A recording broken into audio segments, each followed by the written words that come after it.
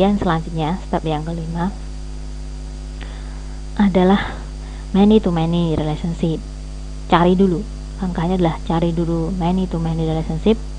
Kalau ditemukan, buat relasi baru, langsung buat relasi baru dengan nama relationship, dari nama relationship. Kemudian masukkan semua foreign key dan kombinasinya gitu ya, dan kombinasi dari foreign key ini sebagai primary key, dan masukkan semua atribut dari relationship. Nah, mapping many to many ini mirip sekali dengan approach ya, mirip sekali dengan approach one relationship yang approach ketiga, yaitu cross referencing relation. Jadi kumpulkan semua foreign key, buat relasi baru, kumpulkan semua foreign key, jadikan semuanya jadi sebagai primary key, kemudian masukkan semua atribut dari relationship itu ya. Nah, di sini Anda temukan ada works on. Perhatikan, works on itu adalah many to many ini ya. Karena many to many, gampang saja langsung bikin relasi baru dengan nama works on. Kumpulkan semua foreign key, entity yang terhubung ini ya, berarti. Kemudian control adalah project number, masukkan di sini. Dua-duanya jadi primary key, dan tambahkan ini hours sebagai simple attribute dari relationship. Ini ya hasilnya. Relasi works on, primary key, foreign key yang jadi dua-duanya adalah foreign key, dan hours ini adalah atribut yang dimiliki oleh relationship. Oke ya, itu adalah step yang kelima. Kemudian selanjutnya adalah jika Anda temukan multi-valued attribute. Jadi yang Anda lakukan adalah langsung buat juga relasi baru, masukkan primary key dari relasi utama yang memiliki atribut tersebut, kemudian juga masukkan atribut yang multi-valued, nama atributnya ya, nama atribut yang multi-valued, dan primary key-nya adalah kombinasi dari maksudnya E dan K itu adalah primary key, adalah primary key dan atribut tadi. E ini adalah atribut, nama atribut, dan primary key itu menjadi primary key dari relasi baru tersebut. Contohnya, ada contohnya di sini. Anda perhatikan locations. Location adalah multi-valued. Jadi di atribut nama atributnya adalah locations. Value-nya itu adalah multi-valued. Nah, atribut location ini ada di atau dimiliki oleh department, di mana department itu punya primary key department number ya. Berarti Anda buat relasi baru dengan nama apa? Locations ya kan, atau department locations. Kemudian masukkan apa? Primary key dari relasi yang memiliki atribut tersebut, yaitu department number. Masukkan juga adalah nama dari atribut itu sendiri, yaitu locations.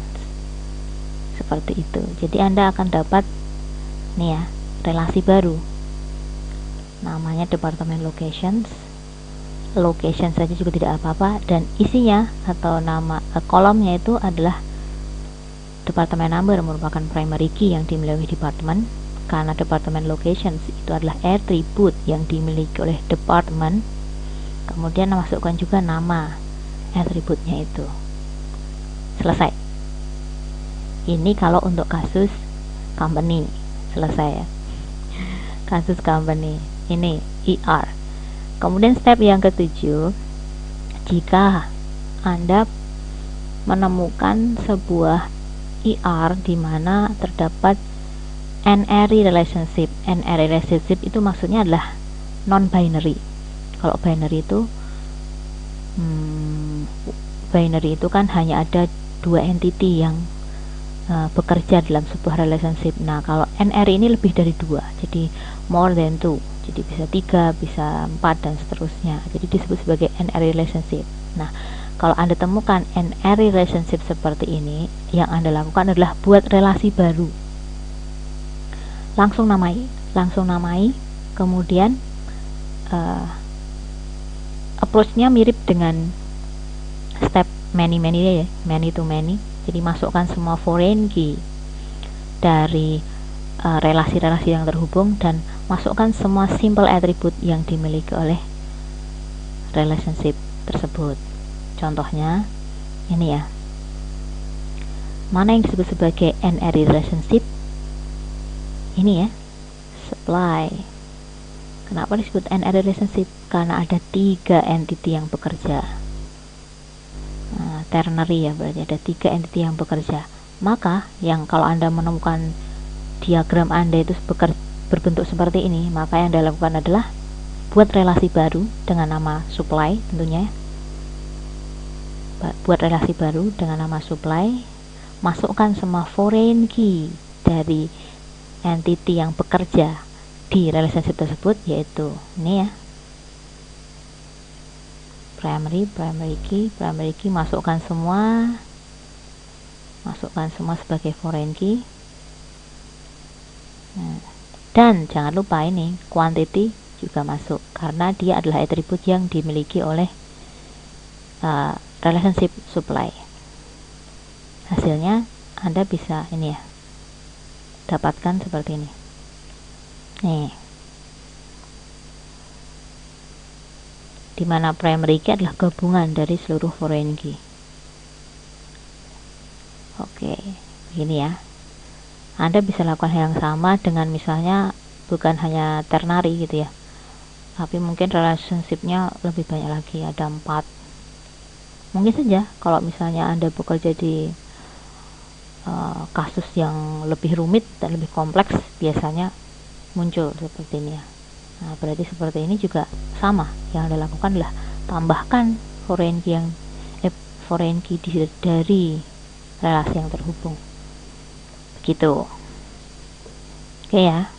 Kemudian masuk kalau kasusnya memanfaatkan atau menggunakan konsep extended entity relationship ya. Jadi ER.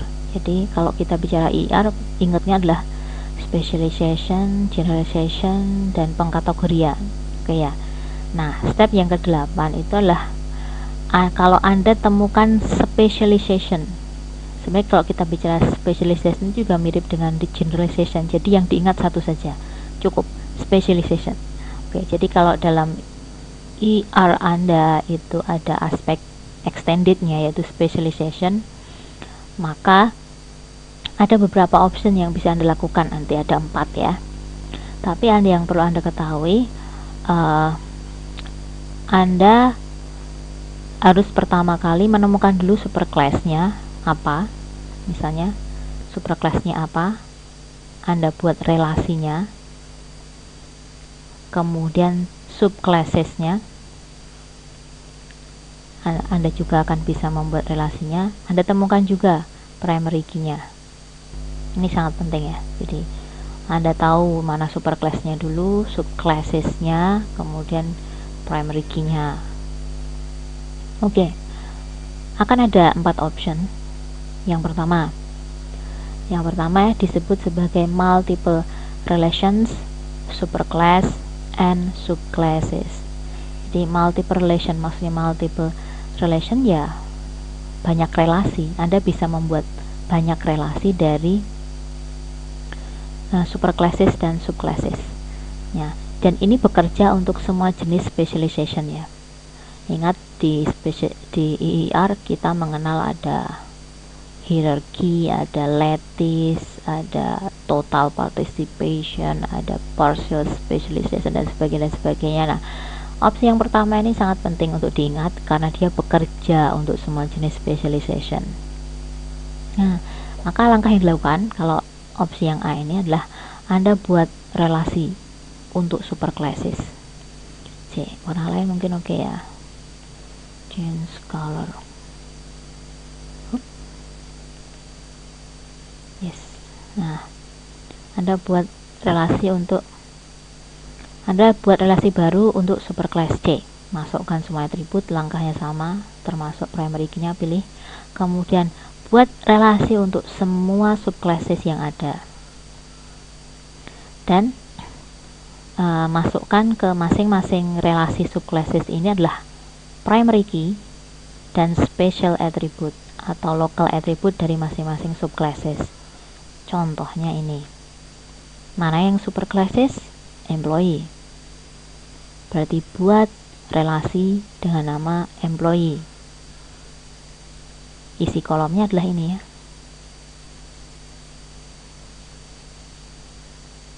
Nih. Primary key-nya. Kemudian Anda tahu ternyata employee ini punya subclasses ini ya, secretary, technician, engineer. Yang dilakukan langkah yang kedua adalah sama, buat relasi baru untuk masing-masing subclass ini. Jadi Anda buat relasi secretary, Anda buat relasi technician, Anda buat relasi engineer. Kemudian isi dari kolom tabel dari relasi secretary, technician, engineer seperti apa adalah isinya adalah ini ya, primary key dari superclasses dan specific attribute, this one, local attribute. Kalau technician isinya adalah primary key dari superclasses and specific attribute. Engineer isinya adalah primary key dari superclasses dan specific attribute-nya. Seperti itu. Jadi Anda akan mendapatkan 4 relasi, ya kan? Employee, secretary, technician, engineer. Ini ya, seperti ini. Ini adalah option A yang bekerja untuk segala macam jenis specialization. Yang paling perlu Anda ingat ini ya. Karena bekerja untuk semua specialization. Seperti itu. Oke ya, seperti ini. Jadi multiple relationship. Kok multiple relationship? Multiple relations. Oke, jadi banyak relasi intinya seperti ini. Nah, opsi yang kedua